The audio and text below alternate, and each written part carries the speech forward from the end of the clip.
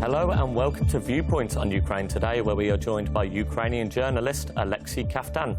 Oleksiy, thank you for joining us. Thank you. So what I would like to speak with you about today is the economic sanctions imposed by the European Union against Russia. On the 18th of December, European Union leaders will be meeting in Brussels, where they will be talking or effectively signing an extension, a 6-month extension of these sanctions. Now, some people were a little surprised last week when Italian Prime Minister Matteo Renzi said that he wanted some discussion before rubber stamping the sanctions. Can we ask you for your opinion on this? Was he right to say this? Well, actually, he was. For the situation of the dialogue about the sanctions is quite normal, and the questioning itself is quite normal for Italy. So you say it's normal for Italy as a country, or it's normal would be normal for any European Union country to question this? Actually, it's normal for Italy as a country. Specifically. For there are lots and lots of links between Italy and Russia. There are business links, first of all. There are political links with quite a long history of political contacts and friendship. And of course, there are no historical tensions, unsolved problems in this field. Between Italy and Russia. Between Italy and Russia. There are no such things. So Italy is interested very much in stopping the sanctions. It's not a secret. Okay, so they would be more interested than their European neighbours? Sure. Okay. So you said one of the reasons for this was business. So we have both sides of the coin here. We have the sanctions hurting Russia and then the sanctions hurting other European states. Sure. So first of all, how much damage would you say the sanctions have actually done to the Russian Federation? Well, actually, I don't have the numbers at hand, but there are huge problems in the bank market. There are huge problems in economy and production.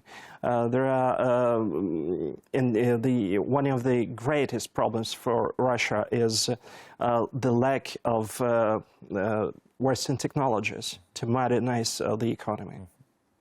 Their economy wasn't doing wonderfully before the sanctions, so how much of these problems would you say was caused directly by the European Union sanctions? Most of them. Most of them, yes. Okay. So then if we look at the other side of the coin, how much damage are the sanctions doing to Italy and other European Union member states?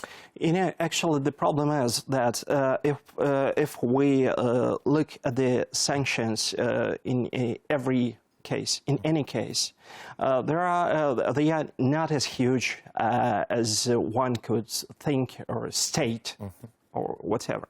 But if we are talking about Italy specifically, the problem is that the damage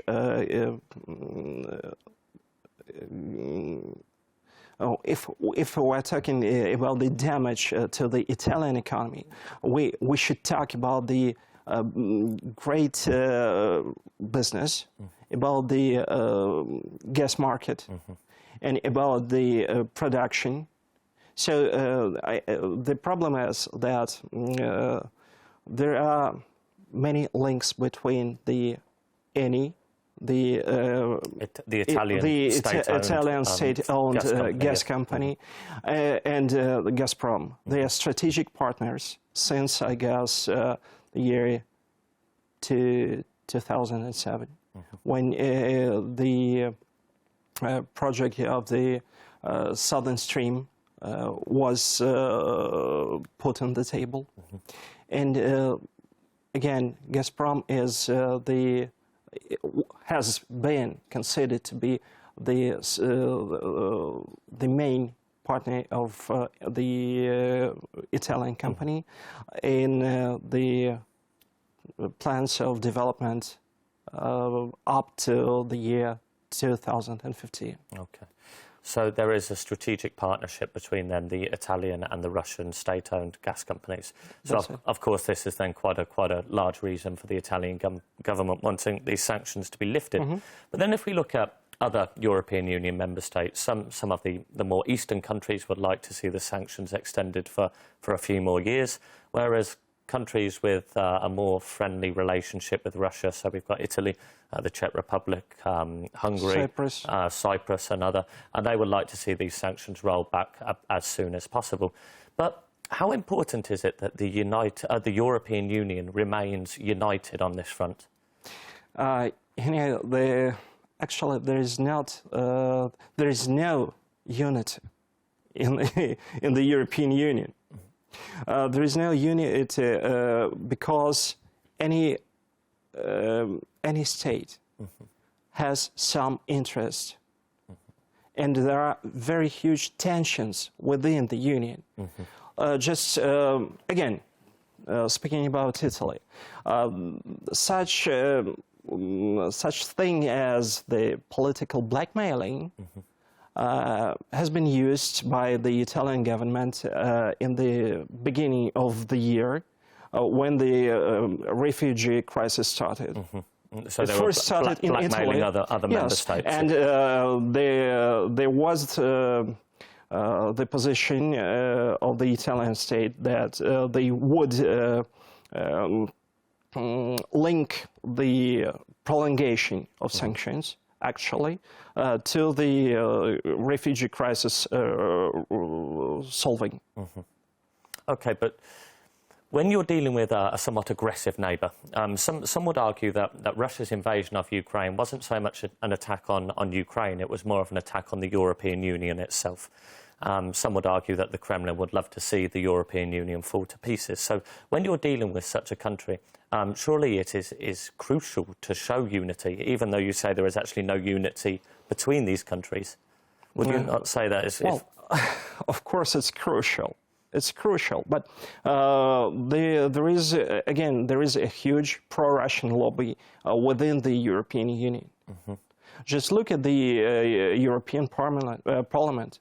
The extreme right and the extreme left parties are the pro-Russian lobby within the parliament. Yeah, so you've got the far right and the far left. Sure. Okay, so let's step back a year or two. So first of all, there were individual sanctions which were imposed on those directly involved in the conflict. So these were visa bans and asset freezes. And then in, was it July, I believe, 2014, the US and the European Union imposed sanctions against Russia. And these targeted its energy, banking, defence sectors. Now, to have these sanctions lifted, there needs to be full implementation of the Minsk agreement. Now, the EU Foreign Policy Chief, Federica Mogherini, said on December 15th that the implementation of the Minsk agreement is far from completion. So how can countries really put this up for discussion? I mean, the sanctions will be lifted when the Minsk agreement is implemented. It's not implemented, so surely the sanctions just roll on. Actually, I guess the Italian government will try to corrode the position. If I'm not mistaken, the head of the foreign ministry, of the Italian foreign ministry, just has put it that Italy is linking the sanctions lifting to the Minsk agreements again. So they are to support the prolongations. The prolongation. For Italy, you're talking about, yes, they support the prolongation. But they are starting the discussion. Why? Because they are trying to show, maybe to my mind, they are trying to show that those sanctions are not as effective as it's believed to be, and they are trying to, let's say, to make some corrections to make the damage for Italian economy lesser. So damage limitation, you would say. Okay. Oleksiy, we're running out of time, and there's just one point I would like to touch on. So the sanctions will be lifted when Minsk agreement is implemented. But what that means never. Well, arguable. But What about Crimea? Have people forgotten about Crimea? Russia, in early 2014, invaded and annexed the peninsula. The United States have said they will not recognise Crimea under the current authority. However, if the Minsk agreement is implemented, the sanctions will be lifted, or will they not? I mean, what happens to Crimea? Have people forgotten about what happened there? Well, you know, the Crimea situation is the don't ask, don't tell situation, actually. So, of course, there will be no recognition of the annexation. But I don't see any discussions about the future of the Crimean Peninsula within the European Union. Do you see the Crimean Peninsula coming back to Ukraine? Well, I don't know, actually. I know that the aggressor is to make the territory live, is to supply it with any resources the territory needs, but actually the aggressor cannot do that. Yes, as we've seen. We've seen that, and I'm not sure that the Crimean Peninsula will be a Russian territory for a long time. And if because so, Russia is not able to support it, you would say? Yes. And